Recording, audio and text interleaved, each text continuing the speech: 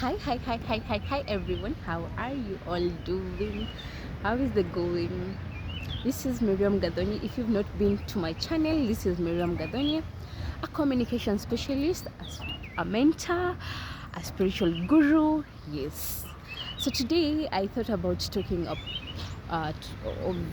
this topic about parenthood and parental traumas and the things of the sort.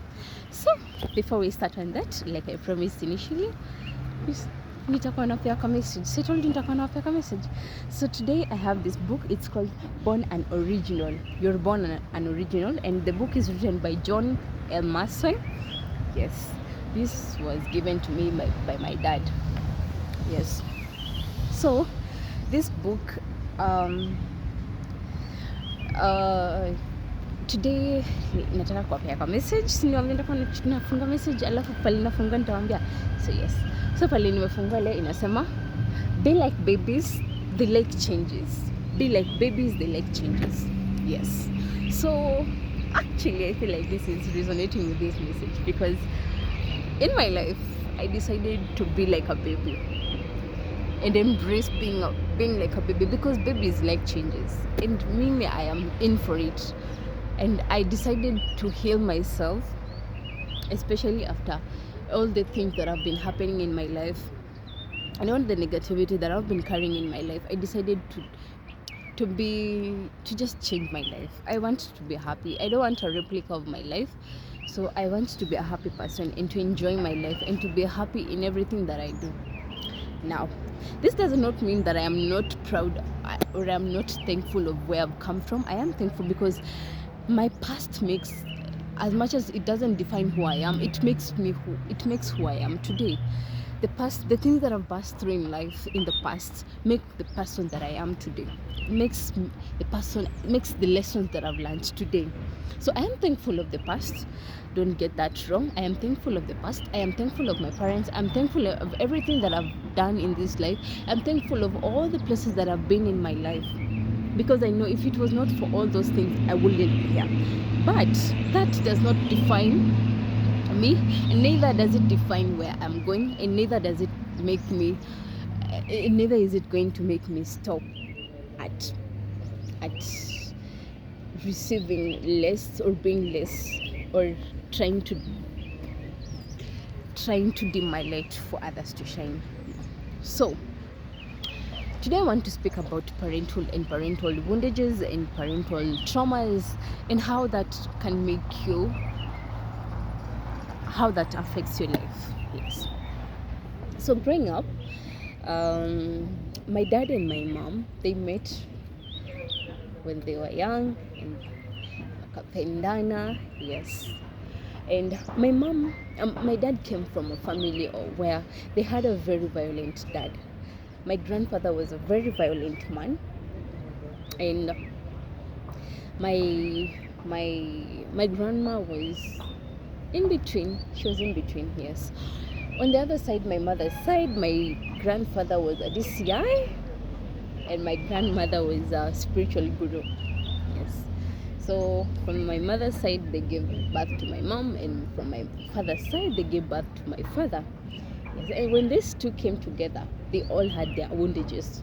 My mom alikuwa amepitia a lot. She had passed through a lot of things that had tarnished her soul, a lot of things that had made her to be sometimes not good, sometimes very bad, sometimes emotionally unavailable, sometimes, all those things. And my dad, on the other hand, she became very violent, verbally, emotionally. Yes. So when my mom and my dad came together, naambiwanga kuna twin flames and soulmates. Yes. My mom and my dad were twin flames. Yes. My mom used to reflect to my dad who he is, and my dad used to reflect to my mom who he is. So because neither of them alikuwa anataka ku accept who they are, or neither of them had the knowledge about healing, had the knowledge about, hata kama yes they had the knowledge, it was not as big as we have like now. So my dad and my mom, they used to fight a lot. Very so much. Na kitu fani walikuwa wana fight alafu wanarudiana, wanakuwa mabesti tena. Tena wana fight wanakuwa tena mabesti tena. Wana fight wanakuwa tena mabesti tena. Yes. Now the issue between the two ilikuwanga ni now, because my dad alipick from his father that being a man is kukua hivi, kukua violent, kukua, you know, tukana watu, kuongelesha watu like shit, you know, acting on your ego, being in that ego side, that is being a man. That is what he was taught. And my mom on the other side naye alikuwa, she wanted to be a woman of substance. Hakutaka kufollow akuwe negative, because she knew angekuwa negative she would have been worse than the way she was. So my mom chose to go on spiritualism and being a servant of God and participating in the church and all that. And it was a journey, because she started from a very, what do I say, the journey was tough. Alikuwa ana battle bado relationship, ana battle bado emotions zake ndani, and you know, kwanza especially when you don't know how you're behaving, when you don't know the traumas that you have inside you. Alafu unajua life inakuanga fine, all those traumas that you have passed through, trust you me, they always store themselves inside your body. They always store themselves inside your body. No, any trauma that you think ushaipitia kwa life yako alafu unafikiria ilishanga, it's still in your body somewhere. Unless you do practices that help you to undo all those and to release all that pain and all those tensions in the body, kama yoga. That's why actually people usually do yoga. That's why people usually do, you know, my exercises. Those are usually to release all the tension in the body. Yes. So my mom, she leaned on the church to help her grow, because alijua too she could not, and she knew if she was not strong in spiritualism, things could not work. Yes. So still my parents used to fight a lot. They used to fight, wanatukanana, wanaongeleshana vibaya. My dad is naye alikuwa fani, anajua, it's not that he never used to know what he was doing, and atakuja aende alewe when he knows he wants to insult somebody in the house, aende alewe, akuja atukane kutukana kila mtu, ama kufukuza watu kwa boma, ama kufanyia sijui nini. He used to be like that. My mom na yeye, because now the leader, you know, my mom was the kind of person who was my husband, you know, so she will want to follow the husband anafanya. Though most occasions Sanya alikuwa na rebel, and she's like, no, whatever you're doing is wrong, and she sees it's wrong, but on most occasions alikuwa anaenda nchini. So growing up, we had an emotionally unavailable mom and emotionally and verbally abusive father. Yes. And I love them to the fully. I love them. I love my dad and I love my mom. But the lessons they have taught me have helped me to see them fully for who they are and where they're coming from. And I know sometimes as children we always wondering, kwa nini mzazi anabehave hivi? Kwa nini my mama anabehave hivi? Kwa nini my dad anabehave hivi? Kwa nini, what is wrong with them? Yeah. Alafu, you know, like you find it's a tendency like unapatanga tu, they always behaving like this, unashindwa kwa nini. Yes. So my mom and my dad were like that. So but the problem now is when we were growing up, I was working from kitambo too, so I used to see them truly. So my dad kitoya alikuwa anatakanga tu, he wanted to have a best friend. Alitaka tu kuwa na best friend kabisa tuko roho yake. And na mom naye alikuwa amepitishwa through a lot. Amepitishwa through a lot of pain, amepitishwa through a lot of negativity. She was, you know, when pain and negativity is what you have passed through in your life for the longest period, now that is what you'll give out. You cannot give something that you're not. So she used to give us that because that is the only thing that she knew. And my dad used to give us tough love and hizo kutukanana and so, because that is the only thing that he knew how to give. truly and purely. Yes. So my dad, he needed a friend, and my mom on the other hand needed somebody mwenye ata push around. He will push around and he will do all those negative things too. So my sisters in this, so they never used to like that. Au walikuanga wanajitoa, and when you look at them, it's walikuwa wanajitoa because they were trying to protect themselves. You don't want to stay hapo pale wanakusumbua vitu kama hizo. Yes. So after school my sisters went and my brothers went wakaenda. So we were left home, Mimi and my small sister. Yes. So tukiwa tumebaki me and my small sister. So now growing up, mimi ndo nilikuanga nakaa hapo katikati. I've always been a problem solver. My whole life I've always been a problem solver, and that is just an internal gift that I was given by God. So I used to know my dad kitu anataka, and I used to know my mom kitu anataka. My dad wanted to feel all high and mighty and to have somebody who supports him even in his negativity. And my mom wanted somebody mwenye ata push around because alikuwa na hiyo kitu ya ndani yake. Nimeshasema hiyo. Yes. So mimi, I was there. I was now in between the middle child, so mimi ndo niko hapo. And I told you, middle childs are usually very great negotiators because you've grown learning to negotiate your whole life. Yes. So I used to, my dad, so I had to be my dad's best friend in some ways. Yes. So wakati my dad anataka kwenda kufanya kitu, ndio hiyo mimi niko naye hapo, tunapanda miti. I know like hata watu wanashanganga wanasema guy, kwa nini msichana anapandanga mavitu? Kwa nini yeye behave aje? Kwa nini msichana ametoka BS? I am that type of a girl. Really, I like climbing trees. I like climbing heights. Yes, I'm the type of girl who will do things that normal the normal girls don't do. Yes, and I'm proud of that because it helped me to be there for my dad in some ways. Then on the other side, me and my mom, we never used to understand each other, and we never used to be friends because now my mom alikuwa ananitolea hasira zake kwangu. She used to do that also to my other sisters, but sana alikuwa ananitolea kwangu because now my dad is on my side. So when my dad is on my side, my mom used to feel like ni kama dad ananifavor, ni kama dad ako on my side than she's on her side. And on most occasions, she never used to understand that I was doing that for her. Like dad akiwa na mtu mwenye hapo hivyo mwenye anakaa ni kama ako na yeye, he will not want to insult all these other people. He will not want to be negative to all these other people. He will not want to as much as yes, he will still go na ata make other people feel small and to feel bad, but at least in a way it will help. So my mom, tangu tu nikiwa mdogo, she used to be like that. She used to insult me, ananitukana, we have fights, we argue, we what? She insults me, ananifanyia madharau, all those things. And I used to hate that sana. Nilikuwa nachukianga.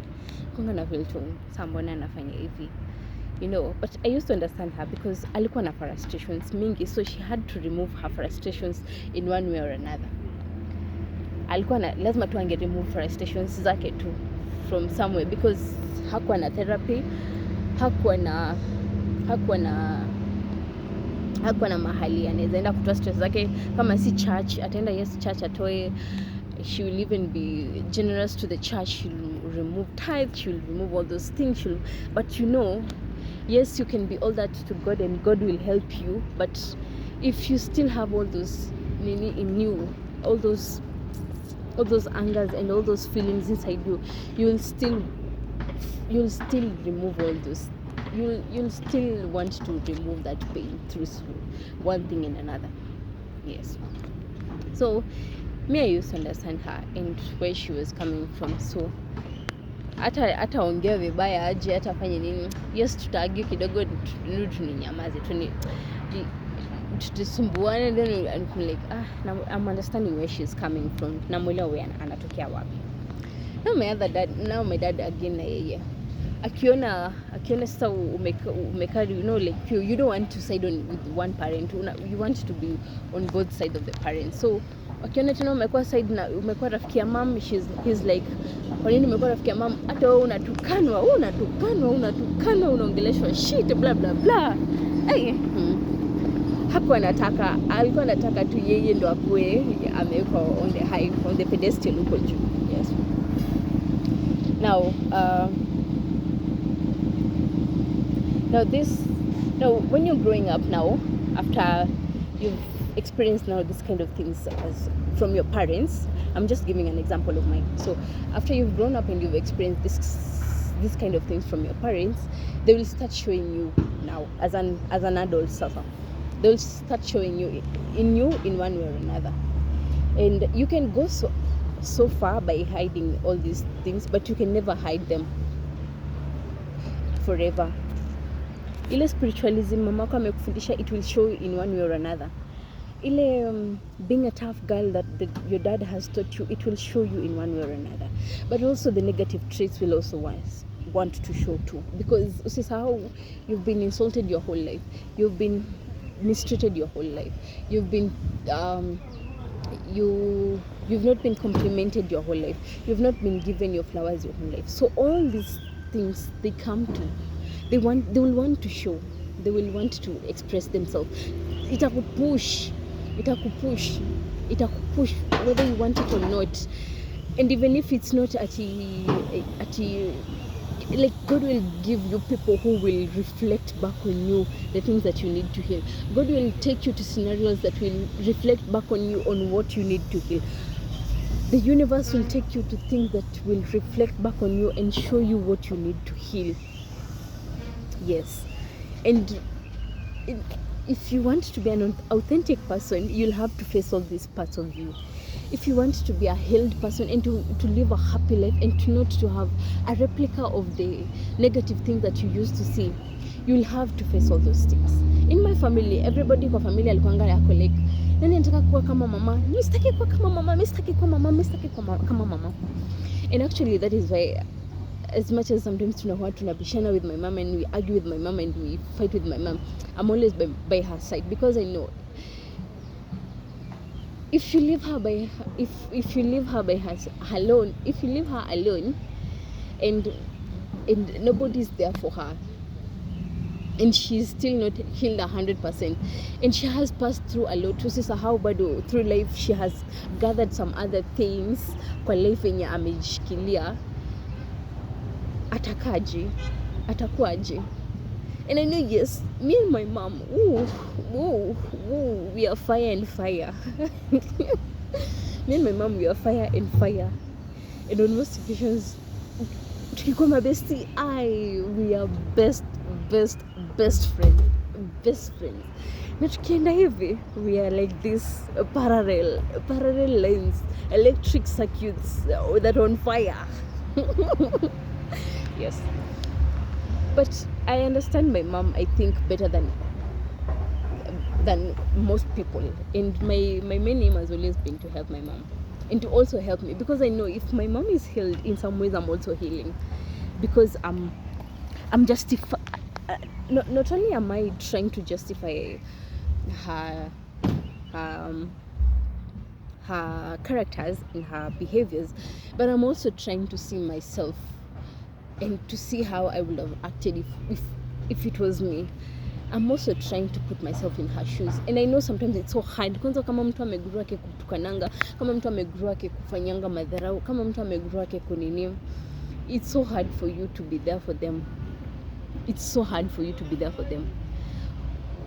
You want to be there for them, but they're being a detriment to you too, so you want to push aside. And mimi, on most occasions, when my mom akianza kukua hivyo, I just retreat. I just go in hermit mode, tunakaa tu kwanza, I just keep to myself. Yes. So sometimes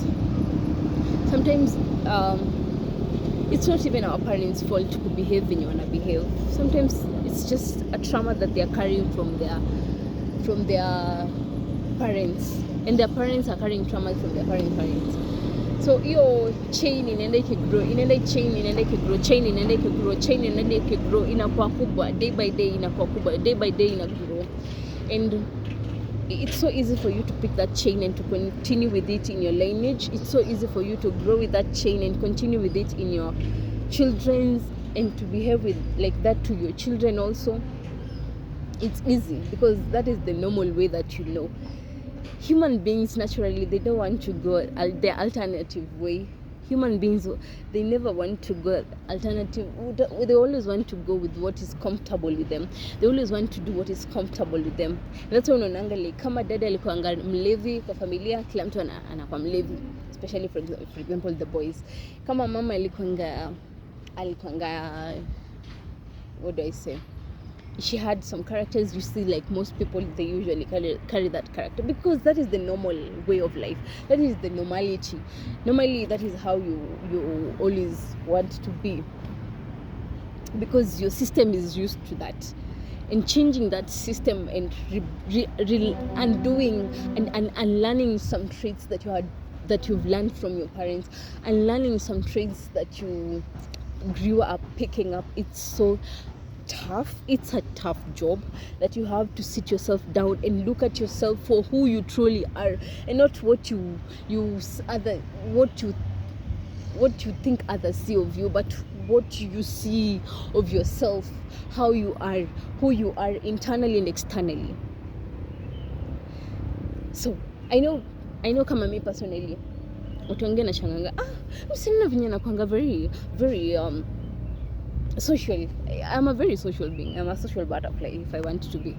But nasimanganga marafiki. It's because when you're a period in your life when you've been wounded and you've been wounded and you've been wounded and you've been wounded, you'll always attract wounded people and wounded people and wounded people.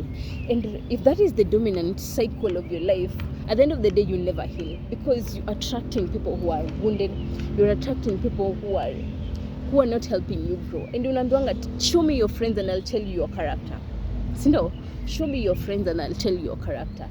So because me, I still don't have the main characters that I have.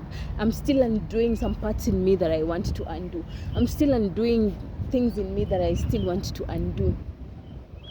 That is why I walk on by myself. I am a lone wolf. I am a lone lioness. I am a lone guru, spiritual guru, by choice, not because I'm being forced. So it's a case like, no. I choose. This is what I choose, and that doesn't necessarily make me I will not talk to people. I will talk to people, and I will engage with people, and I will interact with people, because I also want to learn. Because wale watu wanakuanga close na wewe pia, they help you, teach you parts of you that you don't even know. When you're praying, sometimes, God, show me who I am. Show me the parts in me that I need to heal. Those people that wanakuja kwa life yako, those are the kind of people that help you to see the characters in you. Unaile tunaonanga kwa mtu wenye you don't like, sometimes that is the character in you that God wants you to heal, ama the universe wants you to heal, or you as an individual want to heal, because you're in that venge, you're in that part of, you're in that where you want to heal that part of. Yes. So understand yourself and understand where you're coming from. And if you're somebody like me who's curious to be an authentic person in life, and to not let your past define you,